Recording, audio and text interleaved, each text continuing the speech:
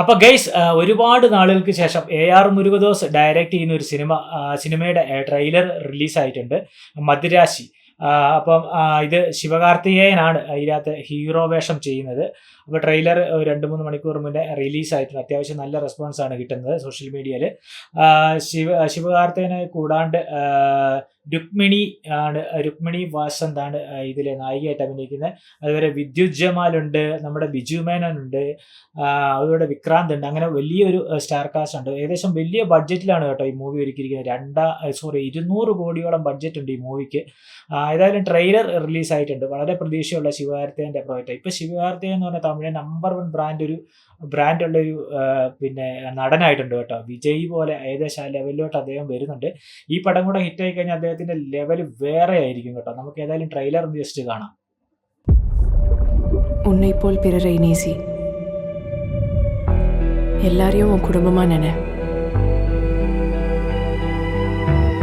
இதுதான் எல்லா ரிலிஜனும் எல்லா கடவுளும் சொல்றாங்க.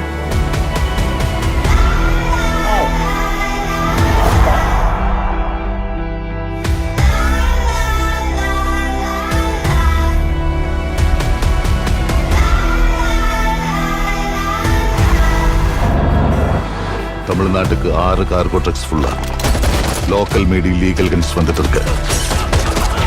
ஸ்டேட் பார்டர்ல தடுக்கணும். Yes sir.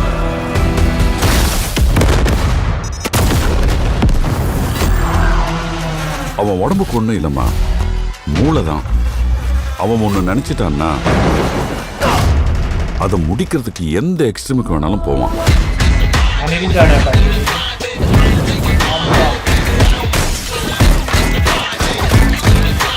Getting into Tamil Nadu is not easy, Chirag. நான் சொன்ன மாதிரி அந்த மாலத்திய துண்டா வெட்டி செதைச்சிருவேன்.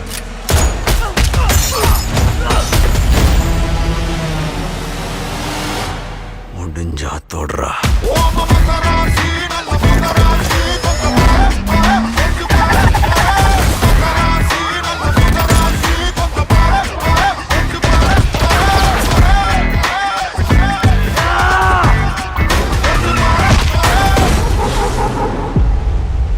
துப்பாக்கி அவன் கையில் இருந்தாலும் வில்லன் நான் தான்டா.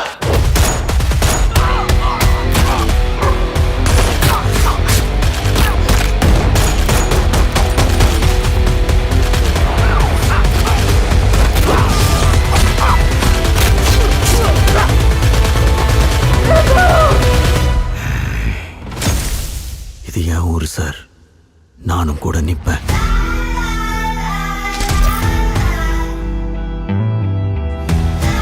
അപ്പോൾ പിന്നെ ട്രെയിലർ വളരെ നന്നായിട്ടുണ്ട് കേട്ടോ. 5 സെപ്റ്റംബർ 5-നാണ് നമ്മുടെ ഈ മദിരാശി മൂവി റിലീസാവുന്നത്. അപ്പം 200 കോടി ബഡ്ജറ്റിനുള്ളതൊക്കെ ആ ട്രെയിലറിൽ കാണാനുണ്ട്. സിനിമയും കൂടെ വരുമ്പോൾ വന്നെങ്കിൽ അത് കാണാൻ പറ്റിയെങ്കിൽ, ഇത്രയും കാശ് ഇറക്കേണ്ടതൊക്കെ ഉണ്ടെങ്കിൽ, അതുപോലെ തന്നെ അതിൻ്റെ സ്ക്രിപ്റ്റൊക്കെ നല്ലതാണെങ്കിൽ സംഭവം പെട്ടയ്ക്കും. AR മുരുകദോസ് പടം എടുത്തിട്ട് ഒരുപാട് നാളായി കേട്ടോ. അദ്ദേഹം ലാസ്റ്റ് എടുത്ത കുറേ മൂവികളൊക്കെ വൻ പരാജയമായിരുന്നു. അതുകൊണ്ട് അത്ര വലിയ പ്രതീക്ഷയൊന്നുമില്ല. പക്ഷേ ശിവകാർത്തികേയൻ എന്ന ബ്രാൻഡിലാണ് കേട്ടോ ഫുള്ള് പ്രതീക്ഷയും.